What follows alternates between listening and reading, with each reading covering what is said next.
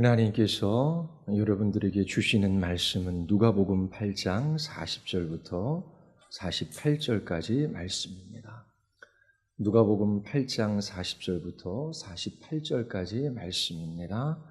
주님의 말씀에 아멘으로 화답하시기를 바랍니다. 예수께서 돌아오심에 무리가 환영하니 이는 다 기다렸음이로라. 이에 회당장인 야이로라는 사람이 와서 예수의 발 앞에 엎드려 자기 집에 오시기를 간구하니 이는 자기에게 12살 된 외딸이 있어 죽어감이로라. 예수께서 가실 때에 무리가 밀려들더라.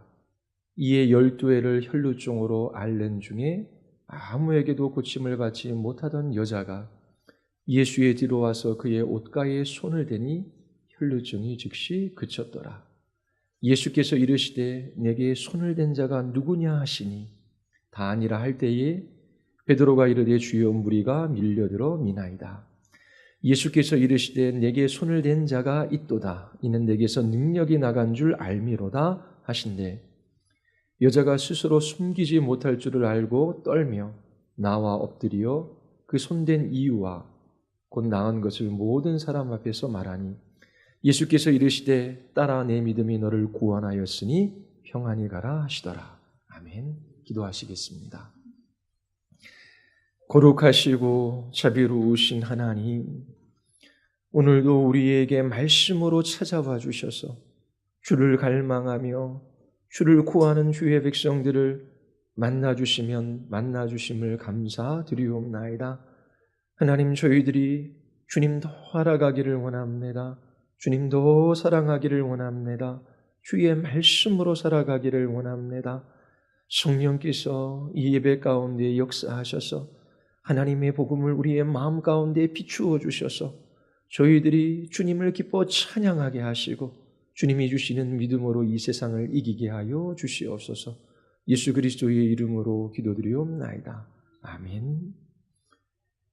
누가복음 8장 40절부터 마지막 절까지는 하나의 이야기 속에 두 가지 사건을 기록하고 있습니다.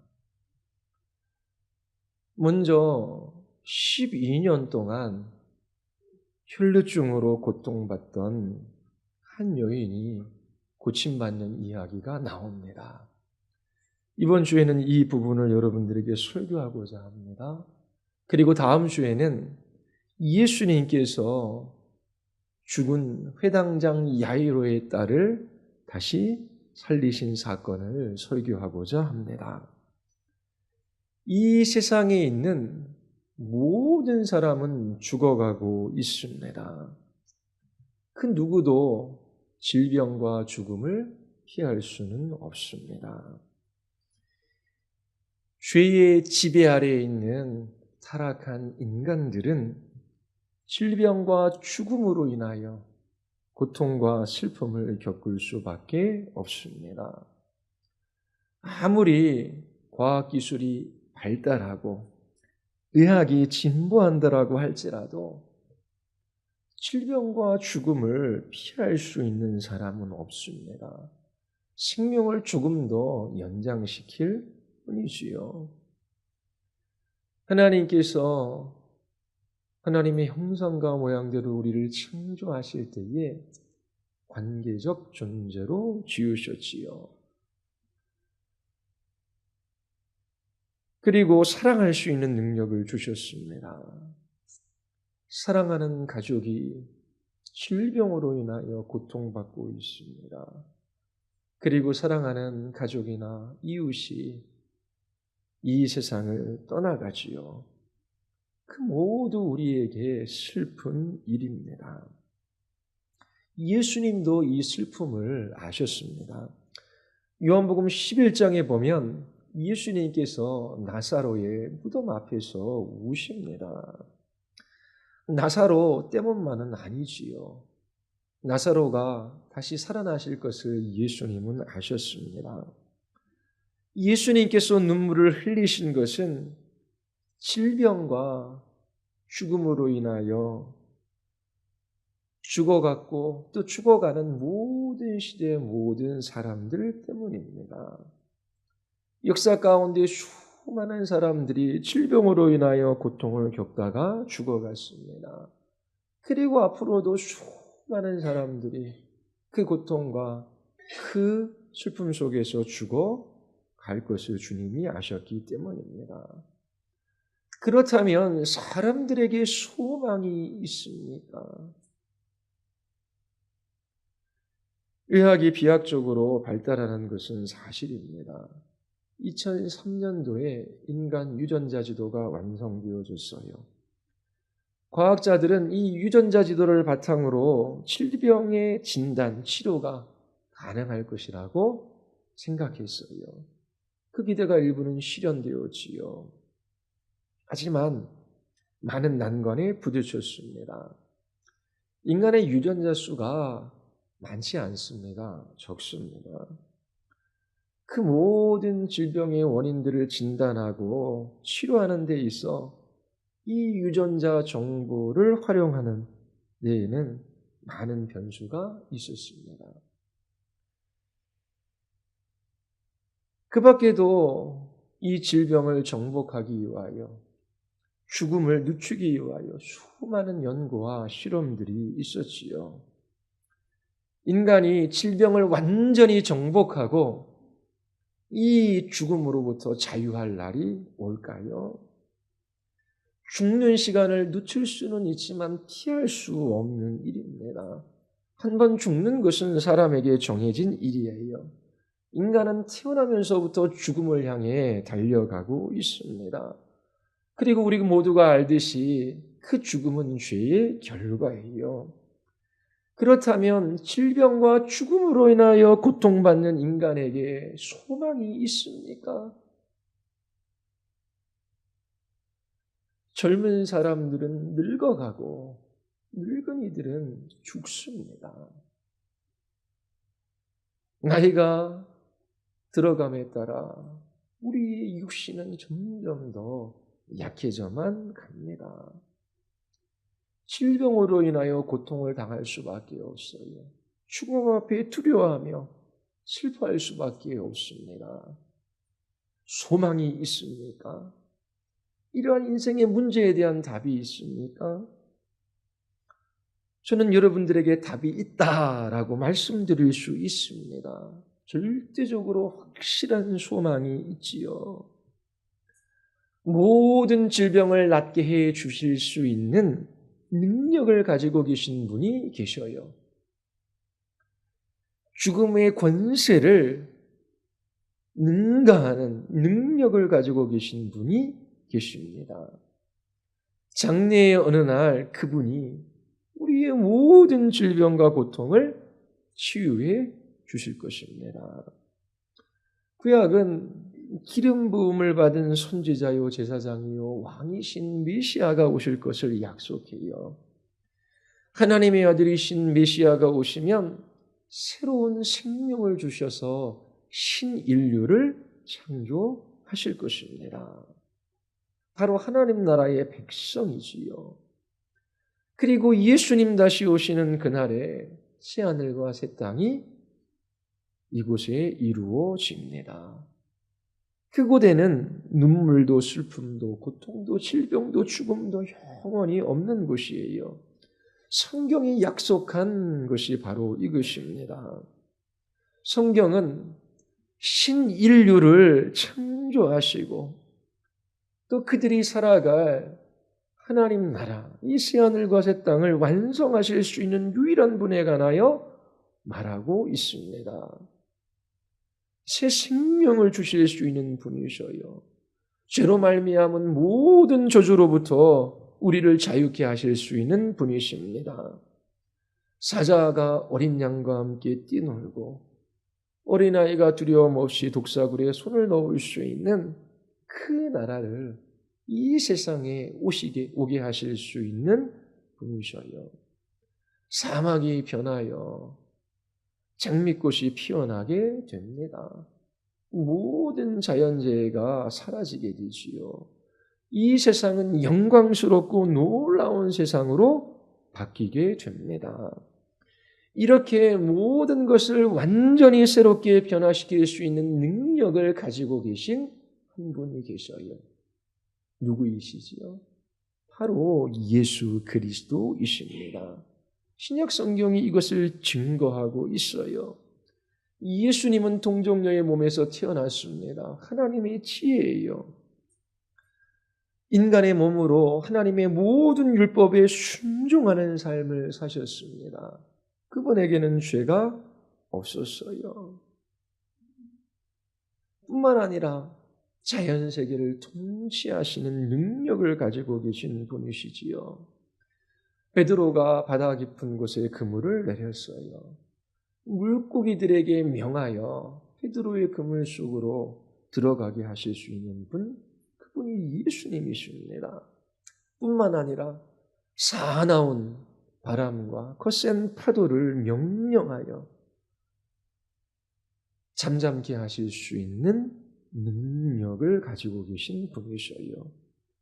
그리고 더럽고 악한 귀신들을 돼지떼에 들어가게 하시고 마침내 지옥불에 던지실 수 있는 분이셔요. 모든 질병과 죽음을 정복할 수 있는 능력이 그분에게 있지요. 우리가 누가복음에서 살펴보았듯이 예수님께서는 수많은 병자들을 낫게 해주셨어요. 그리고 우리는 나인성의 한 과부의 외아들을 다시 살게 하시는 주님의 능력을 보았습니다. 이처럼 예수님께서 자연세계, 영적인 세계, 질병과 죽음, 그 모든 것을 다스리시는 분이 바로 예수님이심을 우리가 보았습니다. 오늘 본문에서도 우리가 예수님의 놀라운 능력을 보고자 해요. 누군가 질병으로 인하여 고통당하면 낫기를 바랍니다.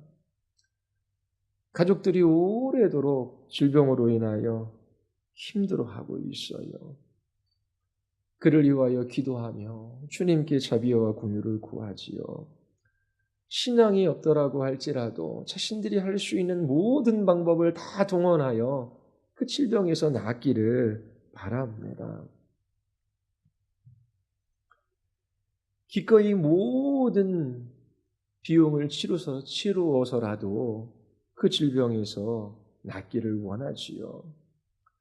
우리 모두 병든 사람들이 낫기를 원해요. 그러나 그를 낫게 해줄 수 있는 능력은 없습니다. 오직 예수님만이, 또 예수님의 대리자인 사도들만이 그 능력을 드러냈습니다. 치료자가 되기 위해서는 두 가지가 필요합니다. 하나는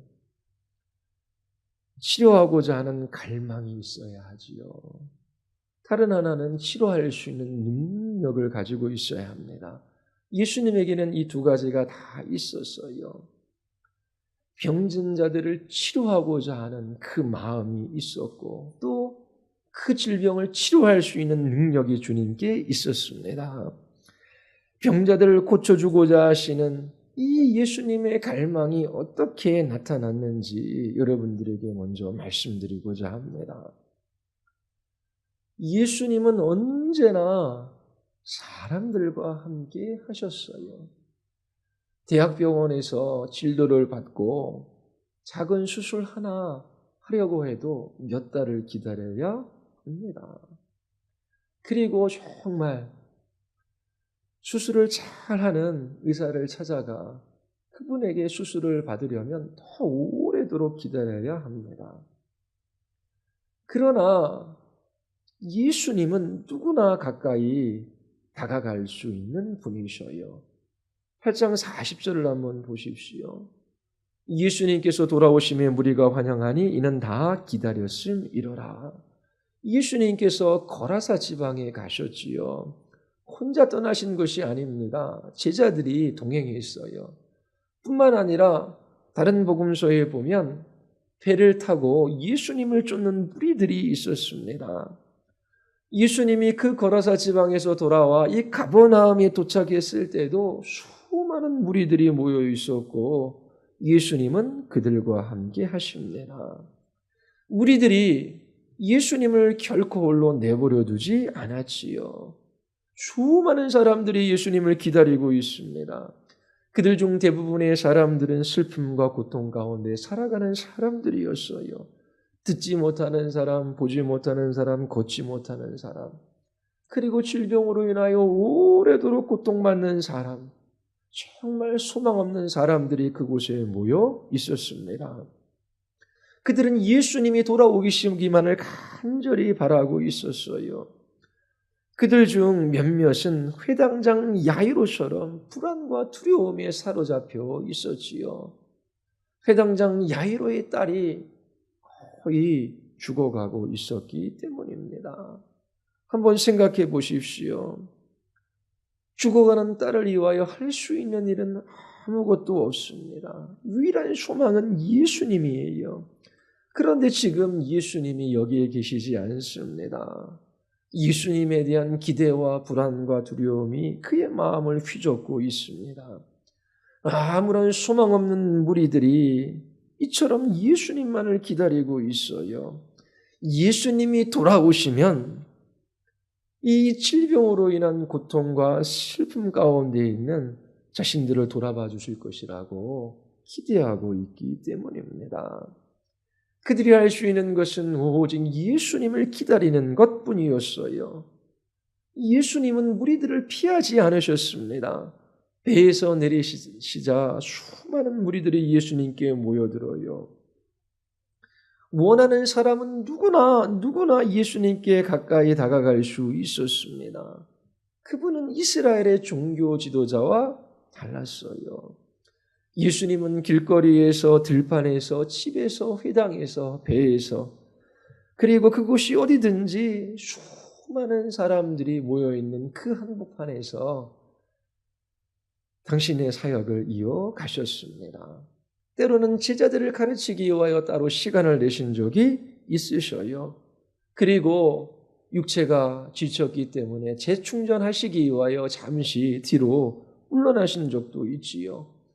그리고 열심히 사역하시고 한밤중에 한적한 곳에 가셔서 하나님 아버지와 교제하는 기도의 시간을 보내기도 하셨어요.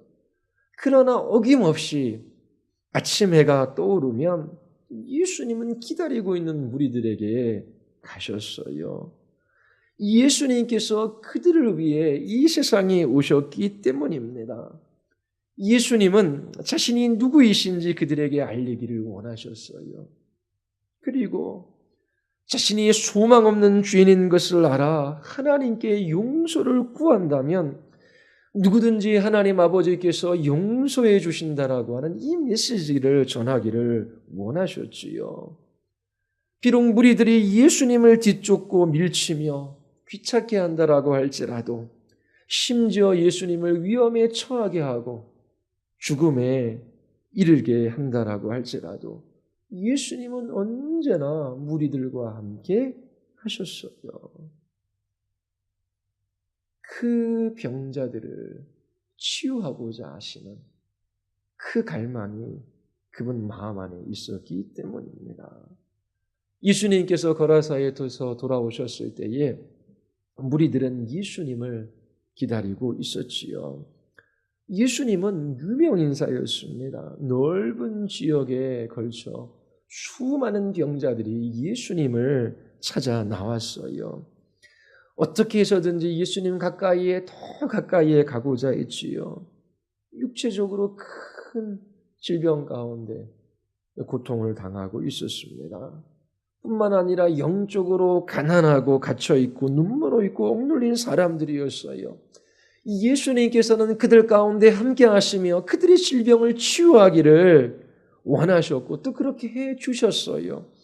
하지만 예수님이 정말 하고자 하신 것은 그들에게 죄 용서의 메시지를 전하는 것이었어요. 수많은 사람들이 예수님을 쫓습니다. 하지만 우리는 그들의 마음이 얼마나 쉽게 변하는지 알아요. 후에 무리들은 예수님의 피를 요구합니다. 예수님을 십자가에 못 박으라 외치지요. 그리고 예수님께서 사역하시는 내내 예수님을 쫓아다니며 기적을 요구합니다. 자신들의 문제가 해결되어지기를 바라지요. 질병에서 나음을 받기를 원합니다. 하지만 믿음이 있는 자는 소수였어요. 적은 수의 제자들만이 믿음이 있었을 뿐입니다. 무리들 가운데서는 예수님을 참으로 믿는 사람으로부터 미워하는 사람까지 다 있었어요. 그리고 서기관과 바리새인들이 보낸 염탐꾼도 있었습니다. 예수님의 말씀과 행하신 일들을 보고 예수님을 고소할 거리들을 찾고 있었던 사람들이지요. 그리고 무리들 중 대부분의 사람들은 예수님이 행하신 놀라운 기적을 보고 예수님을 쫓는 사람들이었어요. 그들의 예수님께 원하는 것은 더 많은 기적이었어요. 누가복음 11장 29절에 보면 예수님께서 이렇게 말씀하셔요. 이 세대는 표적만을 구하는 악한 세대라. 수많은 무리들이 그토록 예수님을 간절히 원하고 그분의 뒤를 쫓는 이유는 더 많은 기적 때문입니다. 예수님은 자신이 누구이신지 나타내기에 충분한 기적을 행하셨어요. 그러나 사람들은 그 기적만으로 충분하지 않은 것처럼 자신들이 믿을 수 있도록 더 많은 증거들을 보여달라고 요구했습니다. 그들에게는 이미 충분한 증거가 주어졌어요. 그들은 자신들이 무가치하고 소망 없는 죄인이라고 하는 사실을 인정하지 않으려고 했습니다. 예수님을 쫓는 무리들을 보십시오. 그들에게 무슨 소망이 있습니까? 그들은 죄로 인하여 가난하고 갇히고 눈멀고 억눌린 자들이었어요. 하지만 그들이 원하는 것은 죄 용서가 아니라 기적이었습니다.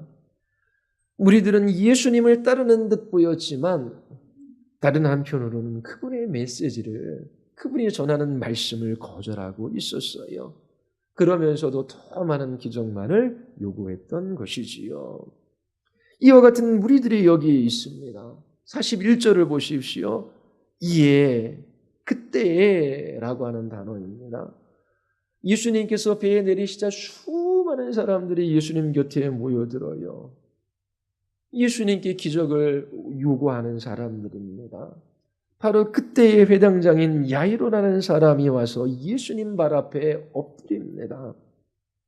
그리고 자신의 집에 오기를 간청하지요. 회당장은 그 지역 공동체에서 가장 지위가 높은 사람입니다. 존경받는 사람이에요.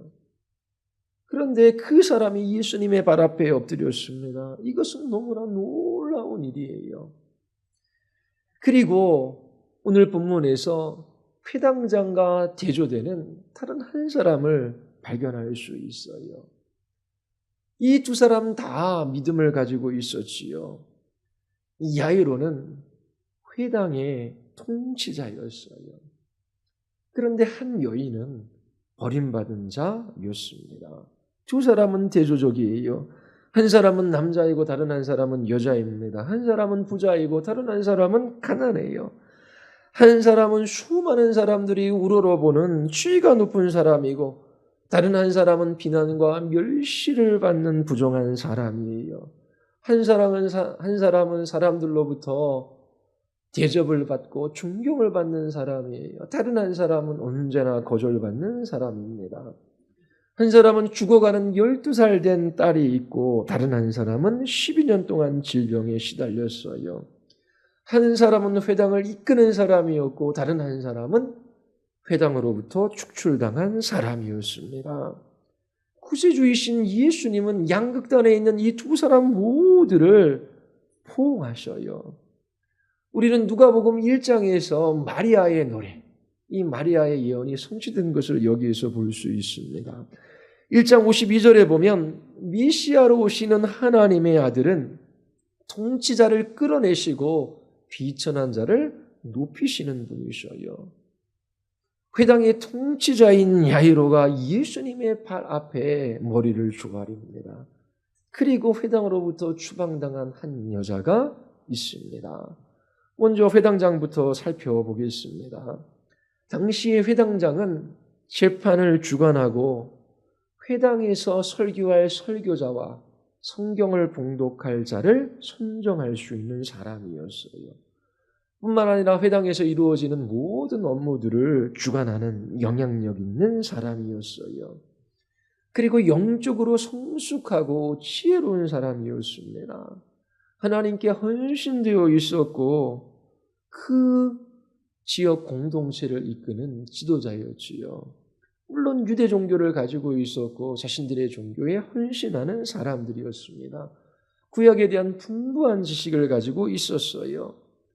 역사책을 보면 작은 마을에 회당이 있어요. 회당은 유대인 남성 10명이 있으면 지을 수 있었어요. 그런데 작은 마을에 있는 회당에는 회당장이 3사람 정도 있었다라고 합니다. 그리고 큰 마을에 있는 회당에는 회당장이 7명 정도 있었다라고 하는 기록이 있어요. 야이로는 아마 가버나움에 있는 이 회당에서 가장 중요한 직책을 맡는 사람이었을 거예요. 사회적으로 유명하며 또 종교적으로는 이스라엘 백성들을 이끄는 지도자였습니다. 그리고 이 회당장은 바리새인과 서기관들과 연결되어져 있었어요. 당시 이스라엘을 이끄는 두 그룹이 있습니다. 한쪽은 사두개인, 한쪽은 바리새인과 서기관들이에요. 이 사두개인들은 종교적으로는 조금 자유했어요. 정치적이고 경제적인 면에 있어서 이스라엘 백성들을 이끌었습니다. 그리고 바리새인과 서기관들은 신학적이고 종교적인 면에 있어 이스라엘 백성들의 지도자였지요. 회당은 종교적인 활동이 이루어지는 곳입니다. 그러면 그 회당장은 분명히 바리새인과 서기관들과 밀접한 관련을 맺고 있는 것이 틀림없어요. 바리새인과 서기관들은 예수님이 하고자 하시는 일을 해방했습니다. 예수님에 대하여 분노했고 끊임없이 공격했어요. 예수님이 전하는 그 메시지를 경멸했지요. 그리고 더 나아가 예수님을 죽일 음모까지 꾸미고 있었습니다. 자, 회당장인 야이로는 종교인이에요. 그러면 바리새인과 서기관과 연결되어져 있습니다. 그런데 이 야이로가 예수님의 발 앞에 엎드린 것입니다. 이건 분명 놀라운 일이에요. 신학적으로 종교적으로 예수님을 대적하는 바리새인과 서기관들과 연결되어 있는 이 사람이 예수님께 머리를 주아리는 것입니다.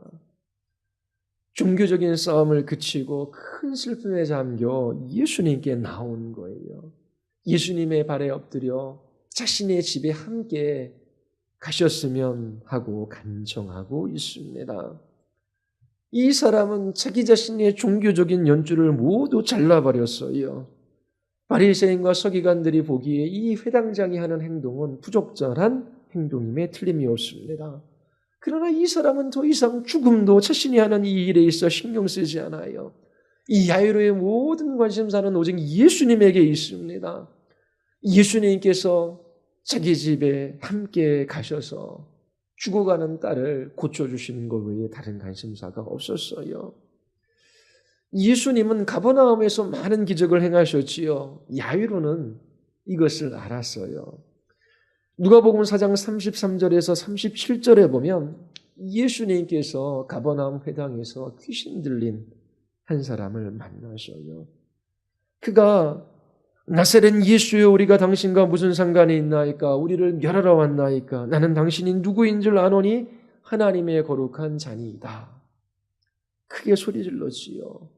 귀신은 예수님이 누구인지 정확하게 알고 있었습니다.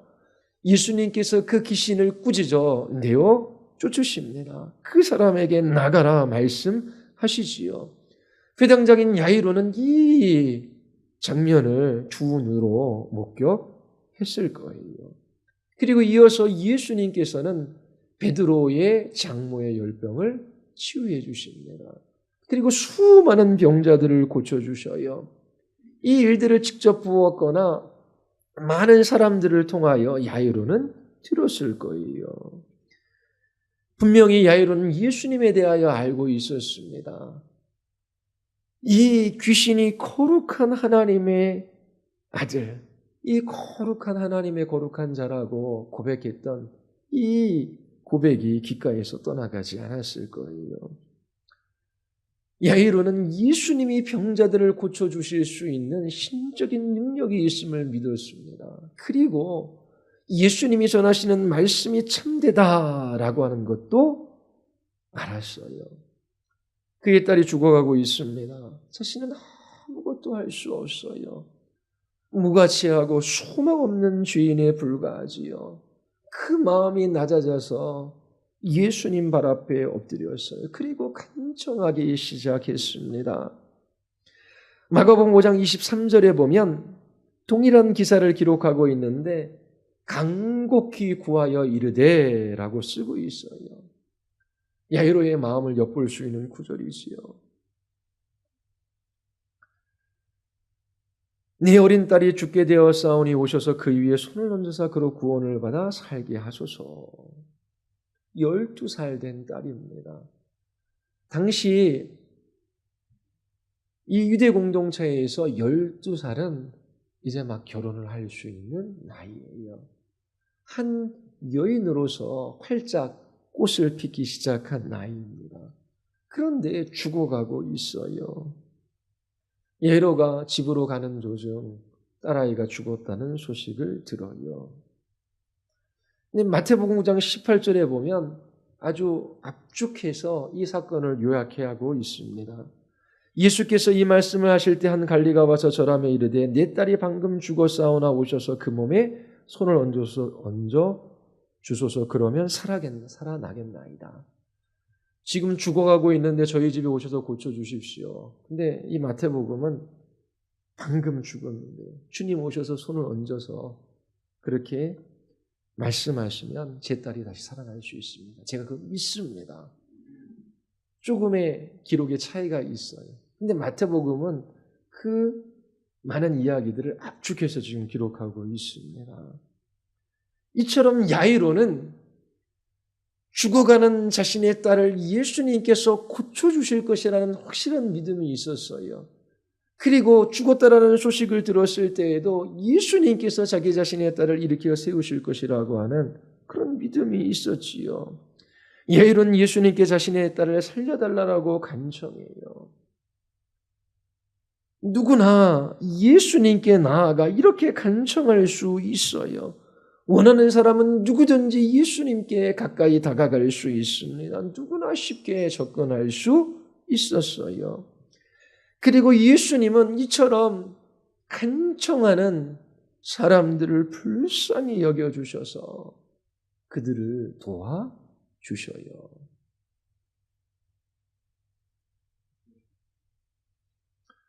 누가복음 8장 42절을 한번 보십시오.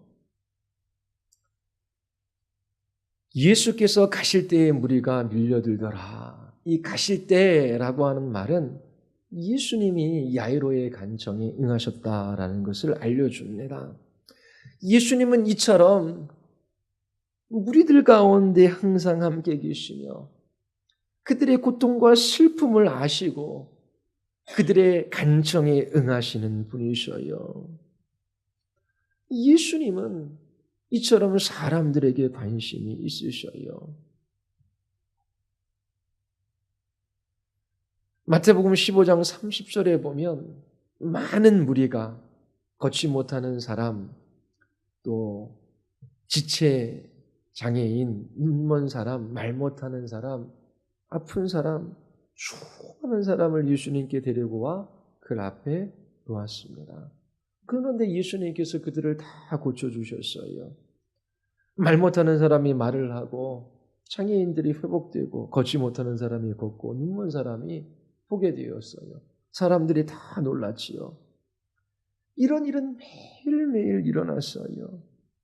예수님께서는 무리들 한가운데 계시며 기꺼이 도움을 필요로 하는 사람들을 도와주고자 하셨어요. 그들을 돌보아 주신 것이지요. 여기서 우리는 하나님의 속성을 발견할 수 있습니다. 하나님은 이 피조한 세계를 떠나서 저 멀리 하늘에 계신 초월적인 분이기시기도 하셔요. 그런데 하나님은 단지 저 멀리 하늘에 계시는 하나님이 아니라 창조하신 이 세계 가운데 들어오셔서 우리의 영혼보다 더 가까이 계셔서 역사하시는 분이심을 우리가 알 수 있어요. 하나님은 슬픔과 고통 가운데 있는 사람들을 굴리 여기셔요. 그리고 할 수만 있다면 그들을 도와주고자 원하시지요.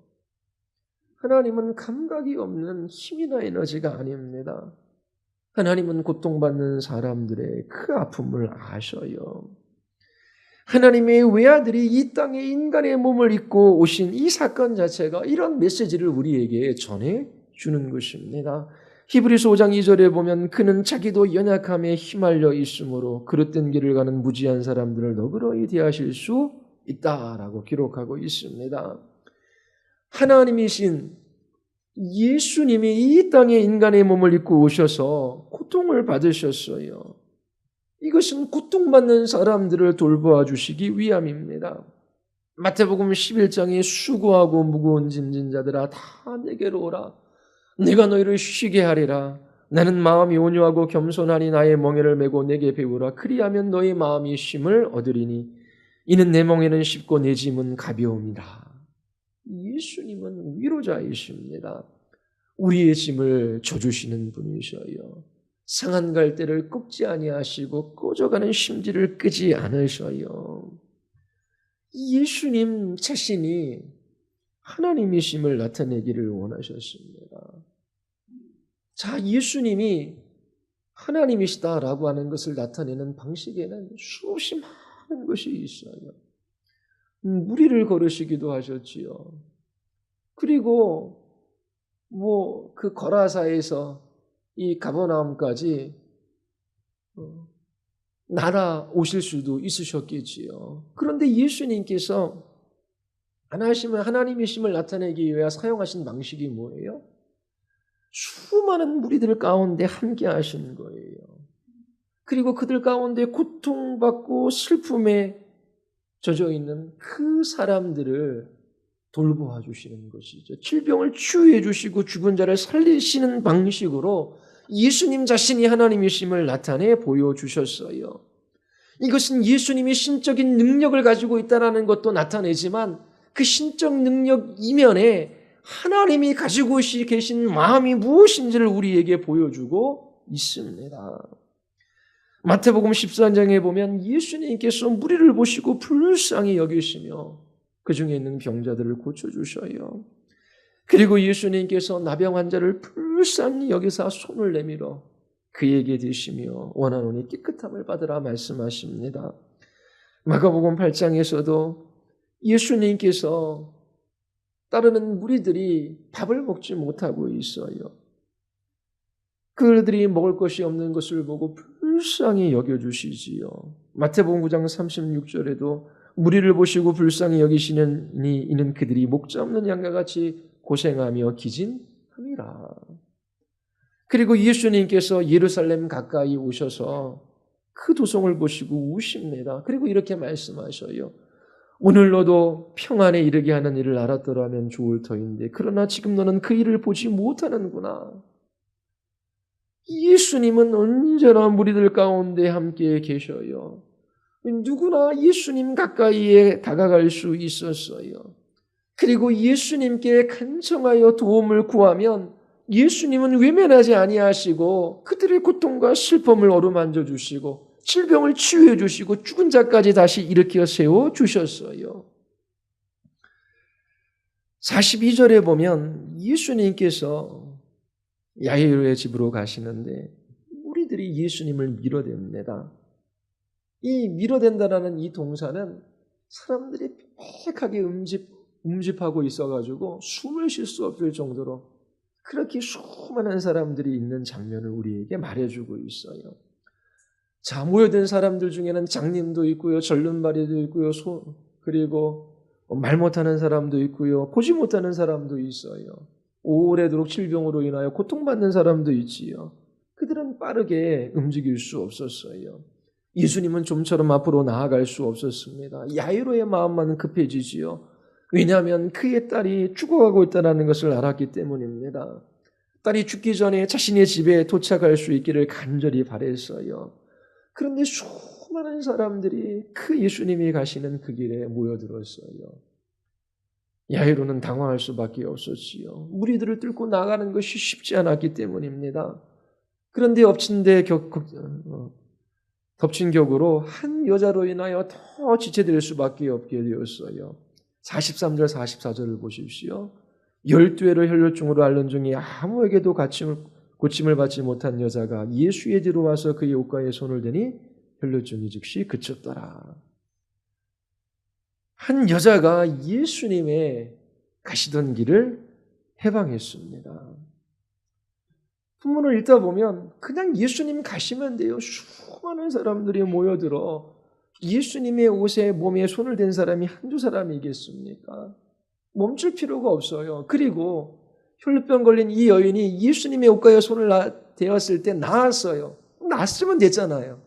그러면 가시던 길들을 계속 가면 됐는데 예수님께서는 가던 길을 멈추셔요.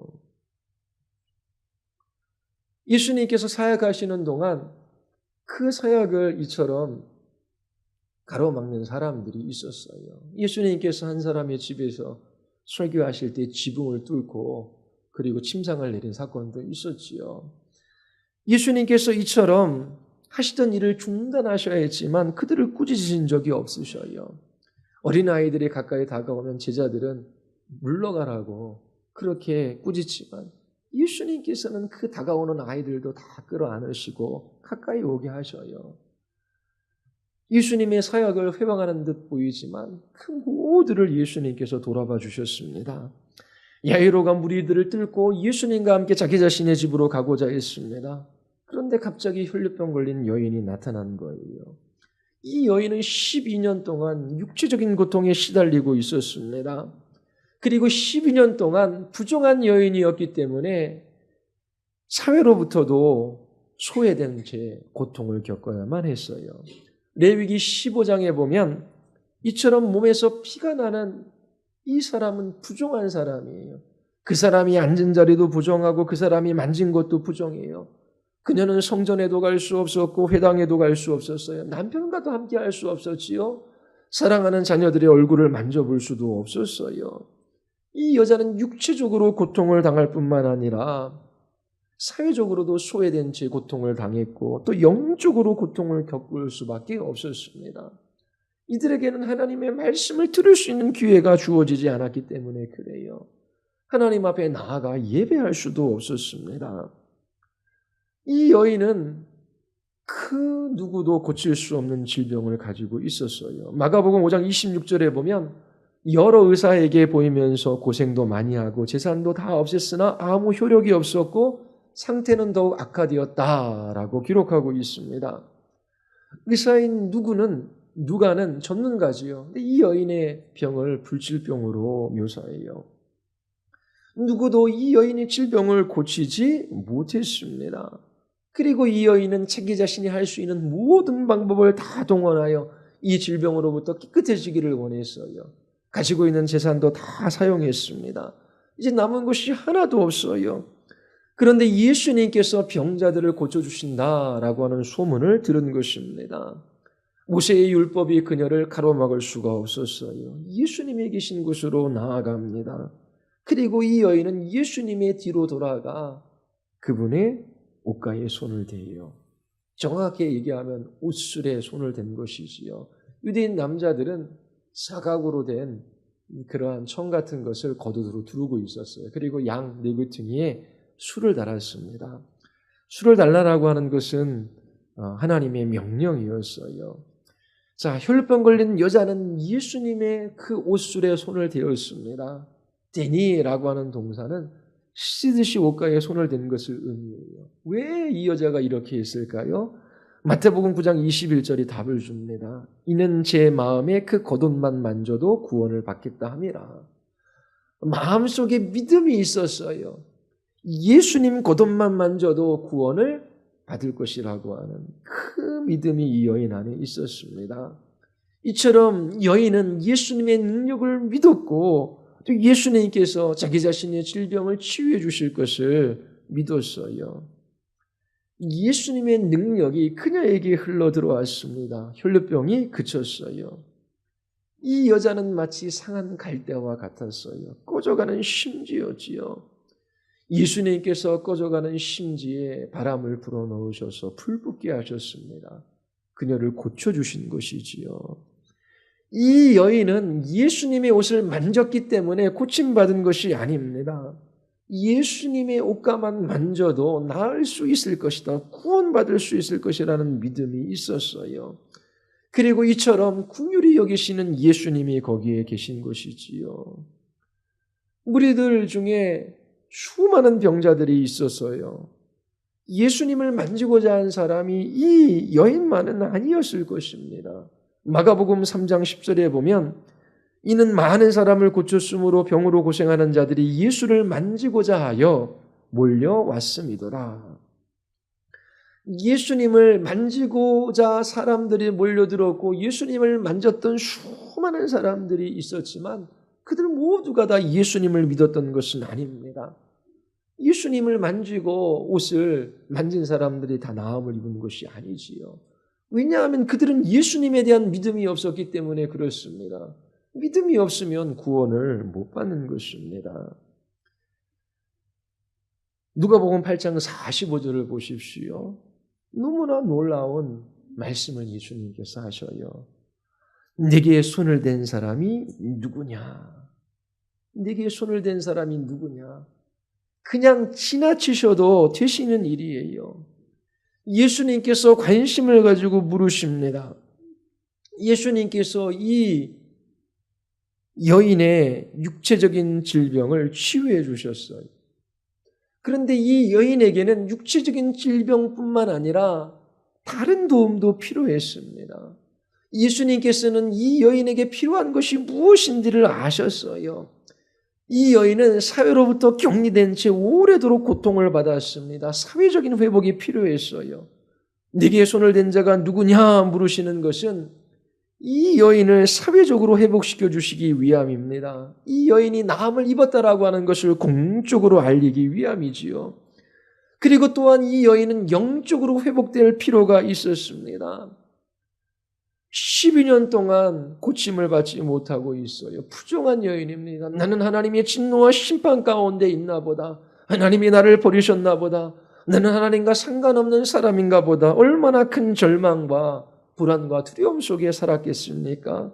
그런데 예수님께서 이 여인에게 확신을 주셔요. 이처럼 아무도 관심 없어 하는 여인, 그냥 지나쳐도 될 여인, 이 여인을 위하여 예수님께서 가던 길을 멈추시고 고통받는 이 여인의 모든 필요를 예수님께서 치워 주십니다. 예수님께서 내게 손을 댄 자가 누구냐 물으셨어요. 사람들이 부인해요. 베드로도 선생님, 무리가 선생님을 에워싸고 밀치고 있습니다. 대수롭지 않게 생각해요. 마가복음 5장 31절에 보면 제자들이 여짜오되 무리가 에워싸 미는 것을 보시며 누가 내게 손을 대었느냐 물으시나이까. 아니 예수님, 무리들이 이렇게 모여있고 예수님 밀어대는데 누가 손을 댔느냐 뭐하러 물어보십니까? 아주 퉁명스럽게 예수님께 말합니다.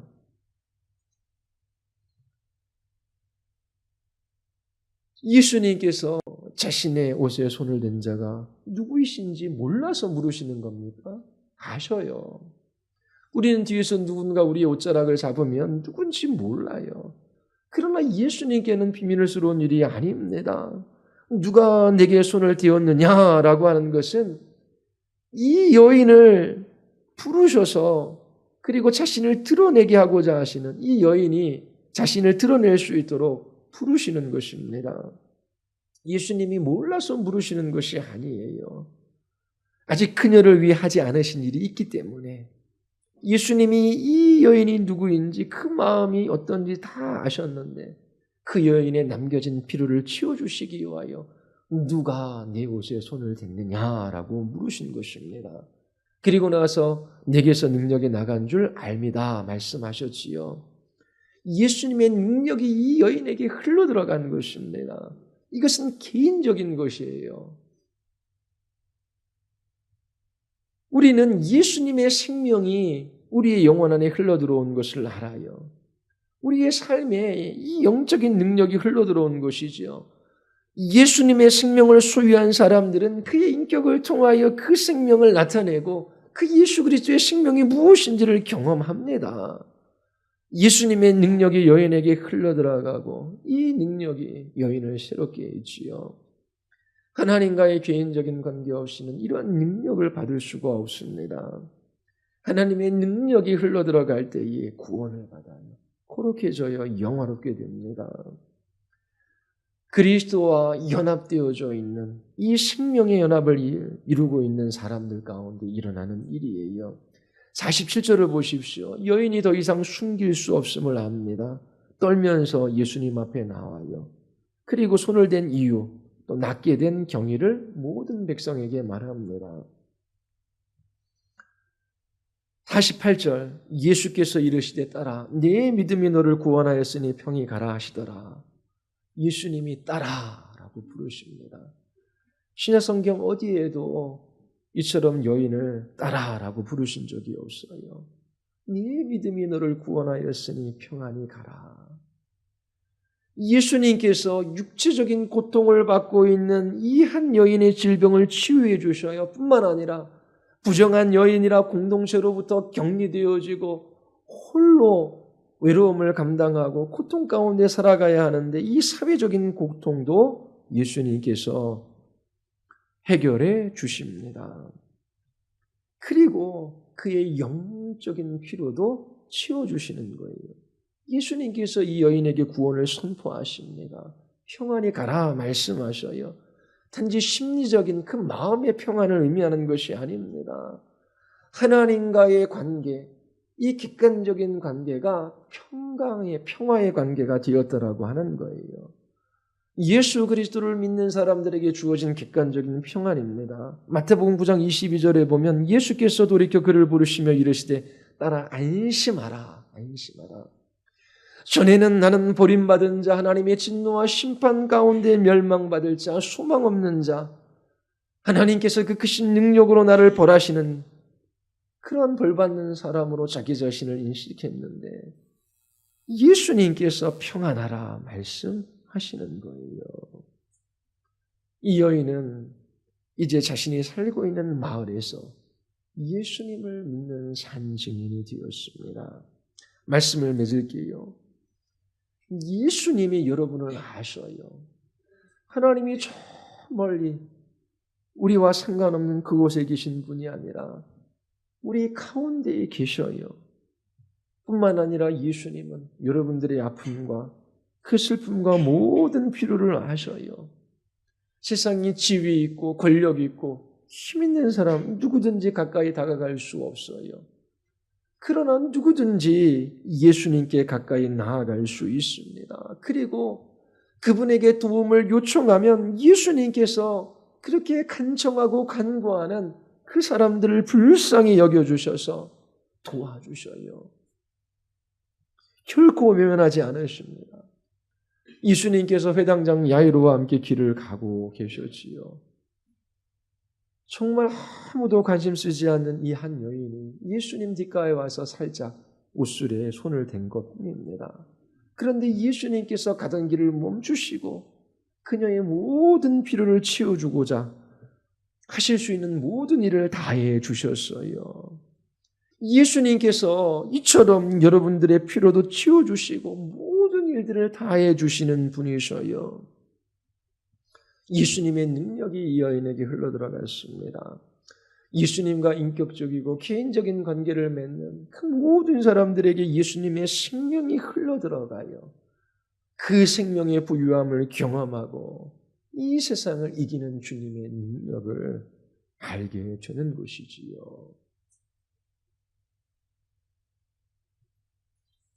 한 주간도 또 주님이 허락하시면 이 땅에서 살아갑니다. 그리스도와 이 생명적인 연합을 가지고 있는 하나님의 자녀들은 그리스도의 생명이 우리의 영혼 안에 흘러들어오고 풍성히 누려지는 것이 무엇인지를 알아요. 그 그리스도의 생명, 그 그리스도를 믿는 믿음으로 거듭난 사람들은 세상을 이기며 살아갑니다. 예수님께 나아가십시오. 무리들과 함께 하시며 그리고 당신의 사역을 회방하는 사람도 끌어안으시고 그들의 모든 필요를 채워주고자 하실 수 있는 모든 일을 하시는 그분이 우리를 위하여 십자가에서 죽으셨어요. 예수님께 나아가 간구하며 그분이 주시는 생명의 힘으로 여러분들이 한 주간도 살아갈 수 있기를 바랍니다. 기도하시겠습니다. 우리 이 시간 기도할 때에 태어나면서부터 죽어갑니다. 잠시 이 땅에서의 생명을 연장시킬 수는 있지만 그 누구도 죽음을 피할 수는 없습니다. 이 모든 죽음과 질병의 고통과 슬픔으로부터 우리를 구원하실 수 있는 분은 예수님 한 분밖에 안 계셔요. 예수님께서 어떻게 무리들과 함께 하시며 어떻게 그들에게 공유를 베풀어 주셨는지 기억하십시오. 하나님이 어떠한 분이신지를 우리에게 보여주고 계셔요. 하나님은 여러분들에게 관심이 있으셔요. 여러분들을 도우고자 하십니다. 그분 앞에 나아가 간절히 간청하며 주의 도움을 구하십시오. 하나님께서 이끌어 주실 것입니다. 우리 같이 한번 우리의 가정과 또 우리의 교회와 또 우리의 직장과 또 우리의 인생 가운데 주님께서 주님의 뜻을 이루어 가시도록 또 우리를 통하여 주님의 나라가 회복되어지고 진전되어지도록 또 하나님 우리의 삶을 통하여 그리스도의 이름이 높아지도록 하나님께서 은혜 베풀어 주시기를 위하여 우리 같이 한번 기도하시겠습니다.